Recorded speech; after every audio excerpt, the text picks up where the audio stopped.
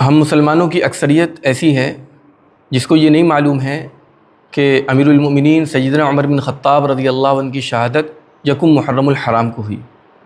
ہم میں سے 90% مسلمان ایسے ہوں گے جن کو یہ حقیقت نہیں معلوم ہے۔ محرم الحرام کا مہینہ شروع ہو گیا ہے، بس اب یہ ہے کہ محرم میں شہادت ہے تو صرف حضرت حسین رضی اللہ عنہ کی شہادت ہے۔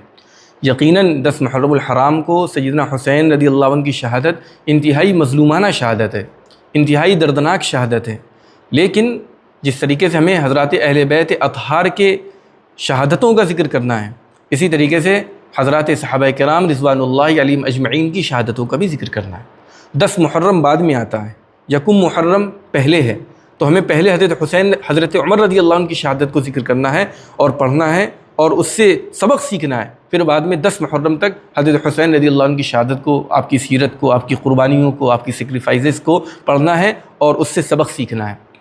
بہرحال حضرت عمر بن خطاب رضی اللہ عنہ کی شہادت کیسے ہوئی؟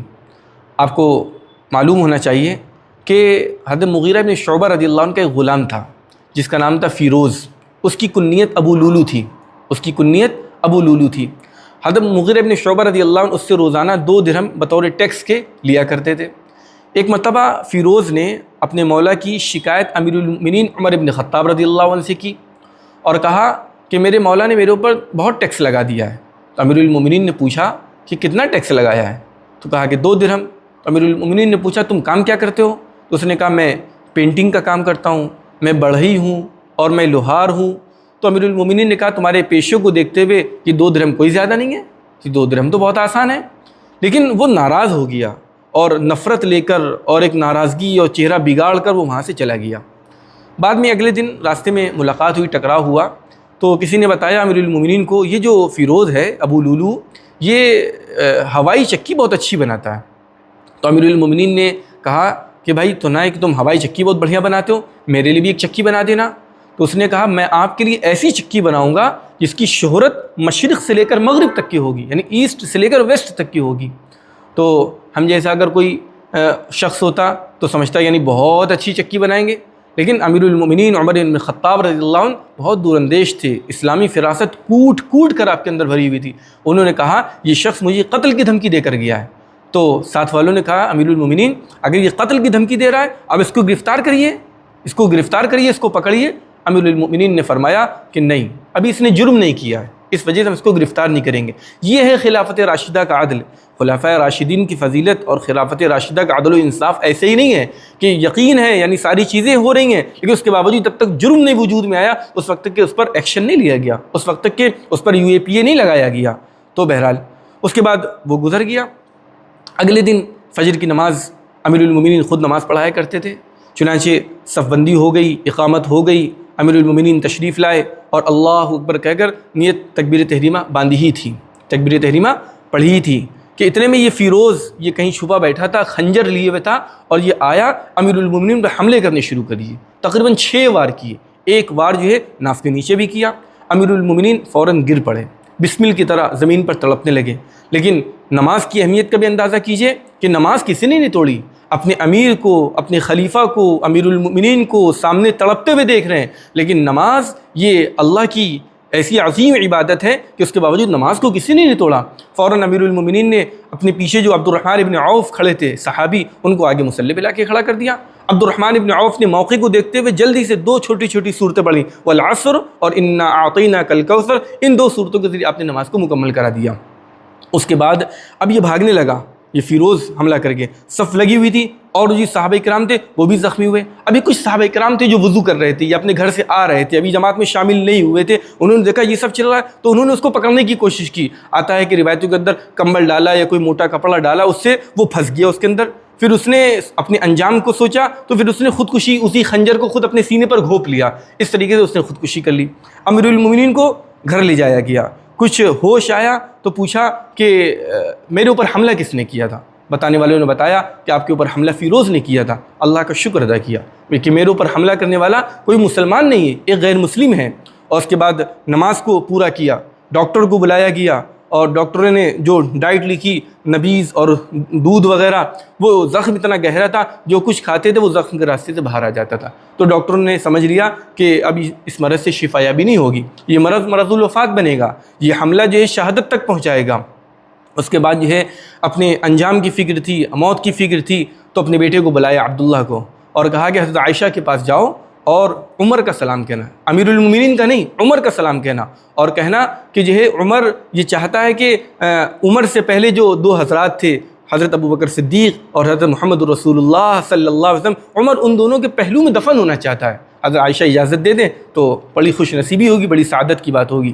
چنانچہ ان کے بیٹے حضرت عائشہ کے پاس پہنچے، عمر کا سلام پیش کیا اور پوری بات والد صاحب کی نقل کی. حضرت عائشہ رضی اللہ عنہ اس وقت رو رہی تھی، غم تھا، صدمہ تھا، اور فرمایا کہ اس جگہ کو تو میں نے اپنے لیے روک رکھا تھا، لیکن آج میں اپنے اوپر عمر کو ترجیح دیتی ہوں، اپنے اوپر عمر کو مقدم رکھتی ہوں، عمر کو فوقیت دیتی ہوں، اور میں وہ جگہ عمر کو دے دیتی ہوں. چنانچہ وہ پہنچے. امیر المومنین نے جب یہ حضرت عائشہ کا جواب سنا بہت خوش ہو گئے، بہت خوش ہو گئے. اور اس کے بعد اب ایک اہم مسئلہ تھا کہ آپ کے بعد جانشین کون ہو، آپ کے بعد خلیفہ کون ہو. تو فرمایا کرتے تھے کہ میرے سامنے دونوں نمونے ہیں، اگر میں کسی کو نامزد کر دوں وہ دلیل بھی ہمارے پاس ہے، حضرت ابوبکر نے ہم کو نامزد کیا تھا تو میں بھی بعد میں کسی کو نامزد کر سکتا ہوں. اگر میں کسی کو نامزد نہ کروں یہ بھی ہمارے پاس دلیل ہے، آپ علیہ الصلوۃ والسلام نے کسی کو نامزد نہیں کیا تھا. حضرت ابوبکر کی جو خلافت ہے وہ مشورے سے سقیفہ بنی ساعدہ کے اندر طے ہوئی ہے.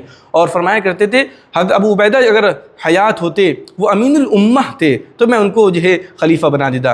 ایک صحابی کے بارے میں اور فرمایا اگر وہ حیات ہوتے تو میں ان کو خلیفہ بنا، لیکن آج یہ دونوں حضرات موجود نہیں ہیں، تو پھر ایک کمیٹی بنا دی جس میں عام طور پر عشرہ مبشرہ کے صحابہ کرام تھے، حضرت زبیر تھے، حضرت طلحہ تھے، حضرت عثمان تھے، حضرت علی تھے، اور یہ حضرات تھے. اپنے بیٹے کو بھی شامل کیا، لیکن یہ کہہ دیا تھا میرے بیٹے کو خلیفہ نہ بنایا جائے، ہاں مشورہ لیا جائے، مشورے میں شامل کیا جائے، ہاں، اور یہ خلافت کا جو معاملہ ہے 3 دن کے اندر اندر اس کو طے کر لیا جائے، 3 دن سے زیادہ اس کو ڈیلے نہ کیا جائے. مشورے سے حضرت عثمان ابن عفان رضی اللہ عنہ خلیفہ بن گئے. جب آپ کی شہادت ہو گئی، آپ کا انتقال ہو گیا، تو پھر بعد میں جو ہے حضرت صہیب رضی اللہ عنہ آپ کی نماز جنازہ پڑھائی، اور پھر جو ہے امیر المومنین کو حضرت ابوبکر صدیق اور حضرت محمد رسول اللہ کے پہلو میں دفن کیا گیا. ایک بات امیر المومنین نے اور فرمائی تھی کہ دیکھو میری جب موت ہو جائے تو جنازے کو حجرہ عائشہ کے باہر رکھ کے ایک مرتبہ امی عائشہ سے پھر اجازت لینا، کہ ایسا تو نہیں زندگی میں خلیفہ ہونے کی وجہ سے، بڑے ہونے کی وجہ سے اجازت دے دیو، تو یعنی ایسا نہ ہو کہ طیب خاطر کے ساتھ، خوش دلی کے ساتھ اجازت ہو. یہ ہے یہاں پہ ایک سوال پیدا ہوتا ہے، سوچنا چاہیے کہ یہ فیروز نے امیر المومنین کو جو قتل کیا، یہ ذاتی رنجش کی بنیاد پر قتل کیا یا قومی عصبیت کی بنیاد پر قتل کیا؟ سیرت نگاروں نے، مورخین نے اس پر گفتگو کی ہے اور اس کو کھولنے کی کوشش کی ہے. لیکن سوچنا چاہیے، غلام تھا کس کا؟ حضرت مغیرہ بن شعبہ کا. تو اس کو قتل اگر کرنا ہی تھا اس بدبخت کو تو اپنے مولا کو قتل کرتا. امیر المومنین کو اس نے کیوں قتل کیا؟ امیر المومنین کے پاس تو 2 درہم نہیں جاتے تھے، 2 درہم تو مغیرہ بن شعبہ کے پاس جاتے تھے. باقاعدہ مورخین سیرت نگاروں نے لکھا ہے کہ اصل میں اس کو امیر المومنین سے جو دشمنی تھی وہ اس وجہ سے تھی کہ امیر المومنین کی خلافت میں ایران فتح ہوا تھا، اور ایران میں مجوسیوں کی حکومت تھی، آتش پرستوں کی حکومت تھی، اور یہ وہاں سے غلام بنا کے لایا گیا تھا. تو اس بندے کی قیادت میں اور اس بندے کی خلافت کے اندر ایران میں جو ان کی حکومت تھی وہ پاش ہوئی تھی. تو اصل حسد، اصل بغض، اصل نفرت، اصل عصبیت جو تھی وہ امیر المومنین سے تھی. ورنہ اگر اس کو قتل ہی کرنا تھا تو اپنے مولا کو قتل کرتا، امیر المومنین کو کیوں اس نے قتل کیا؟